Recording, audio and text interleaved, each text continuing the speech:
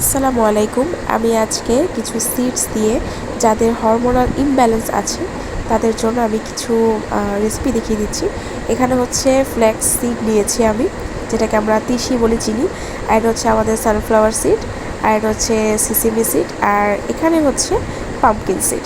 আর এখানে আমি কিছু পিনাটস নিয়ে নিয়েছি। এগুলো আমি সবগুলো একত্রে হালকা করে একটু ভেজে নেব, দেন আমি এগুলোকে আস্তে আস্তে করে ব্লেন্ড করে নেব।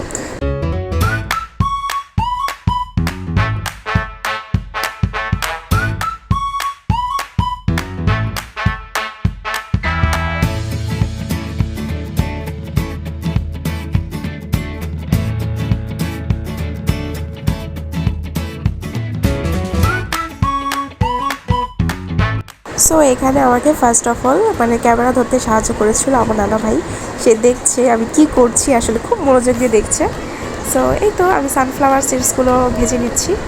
সো ওকে, এগুলোকে আমি ভেজে নিয়েছি। এখন আমি সুন্দর করে এগুলোকে ব্লেন্ড করে নেব। সাথে আমি কিছু ডেটস নিয়েছি। সো দেখতে পাচ্ছেন কি সুন্দর করে সেটাকে পরিবেশন করেছি। অনেকে বলবেন যে আসলে খেজুরটা দিয়েছি, খেজুরটা আসলে আমি একটা খেজুরকে অর্ধেক করে নিয়েছি। ঠিক আছে।